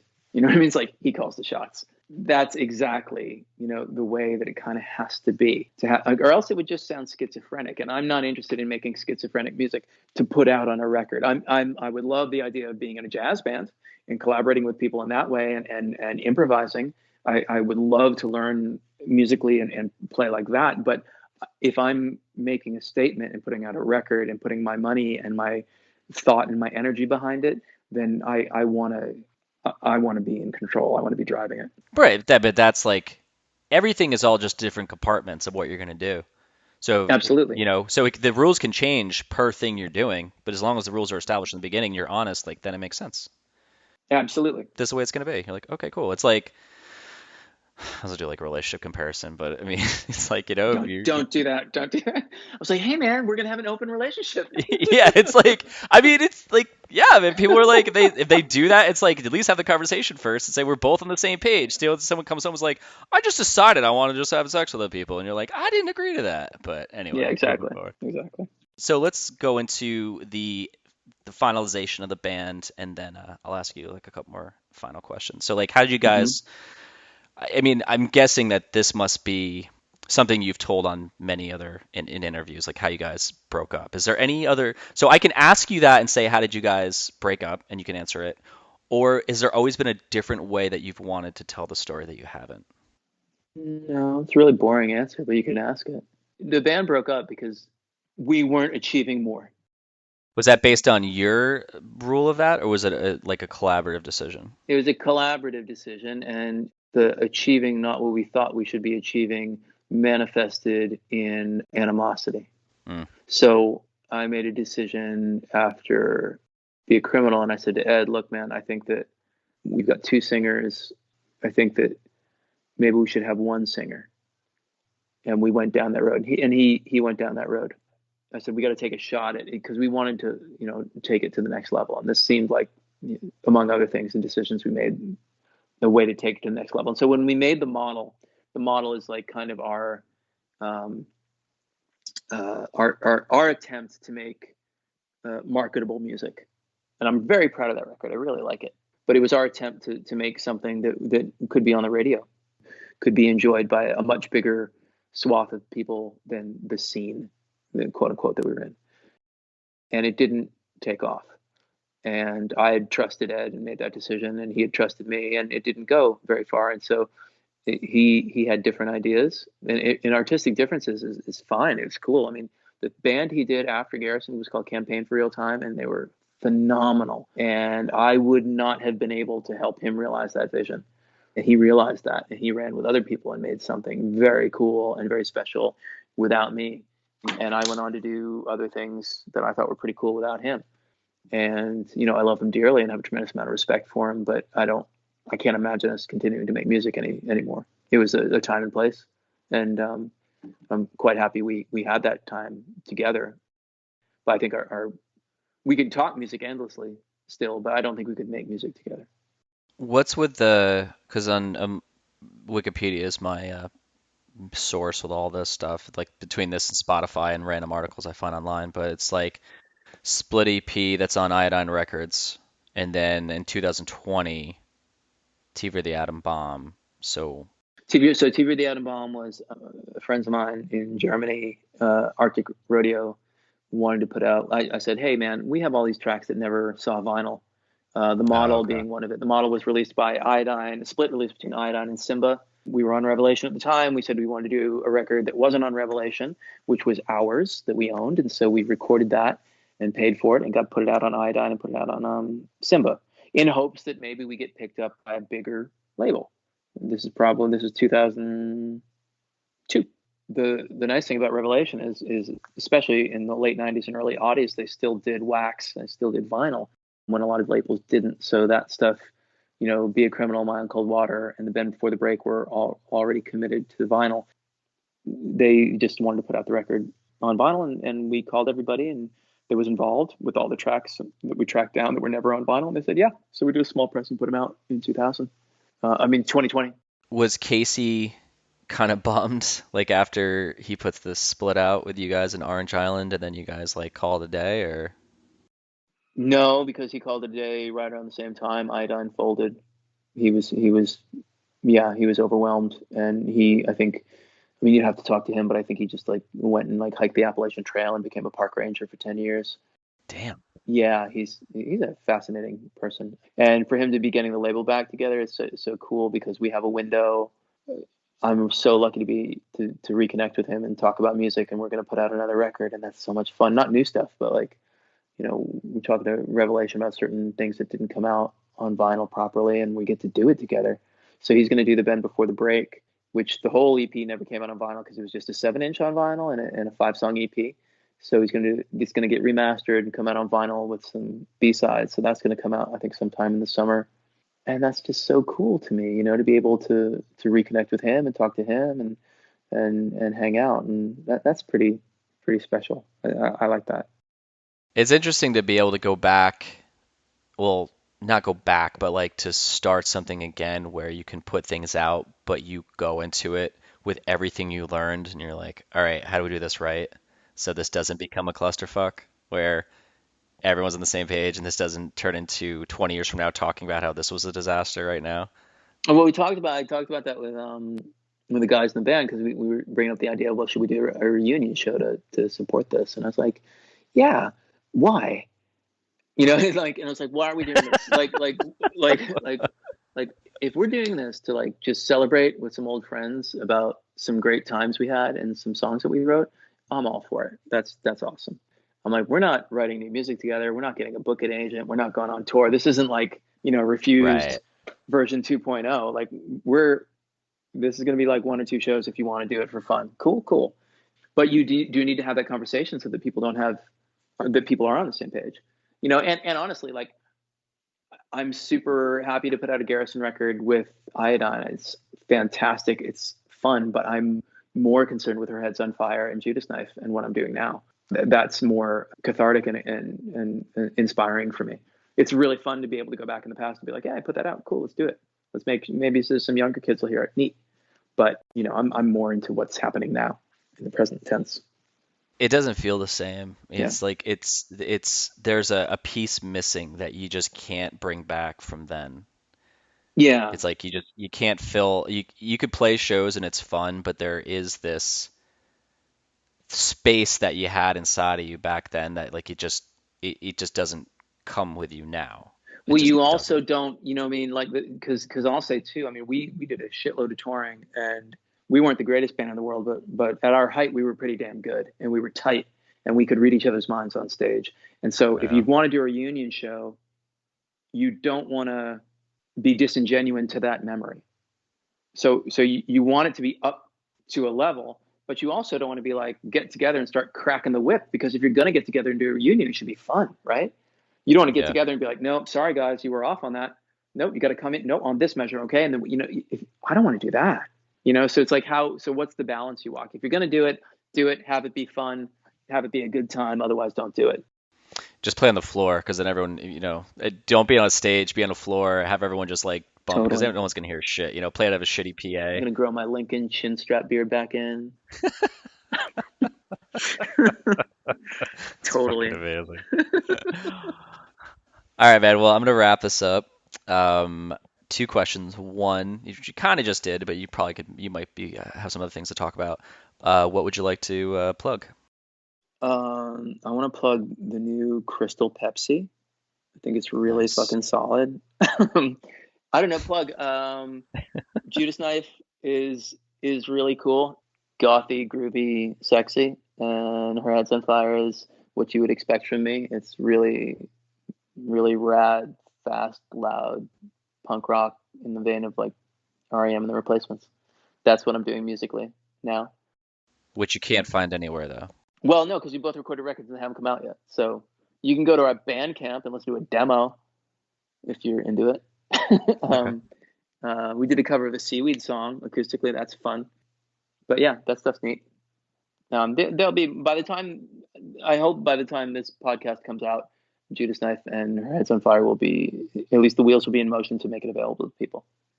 Well, you got probably about 5 or 6 weeks Oh, from today. Jesus. No, it might be a little bit longer. So you better hurry the fuck up. Damn it, Mike. Nothing like putting a little fire into your ass, Look at man. you. You're on top of the ball. That's This right. might come You out. got it. Maybe this will come out in August. Yeah. All right. God. All I'll right. just hold this interview until then. I'll be like, No, "You ready yet?" You're like, I "No." will I'm like, work "Oh, harder. come You will on." make me work harder. I appreciate it. All right. Well, I mean, that means you have until like the end of March, I'm gonna which do is my actually in best. 2 weeks. Yeah, you have until the end of March. Jesus Christ. God damn. 1 year since everything locked down. Kind Yeehaw. of. All right, man. Last question. What scene ethics do you hold on to this day? Scene ethics. Huh. I've never heard it phrased like that. I don't think I'm actually phrasing it right, to be honest, but it's just the way I said it from like episode 7, so I just stuck with it. I guess more than anything is nothing happens in a bubble, and we are all in this together on the microcosm and the macrocosm. And like I said earlier, we're all in the same sinking ship. Grab a bucket. Let's get there together, no matter what happens. And that's the thing that was most magical about those times was the camaraderie. And if I can still foster that in small ways today, I do.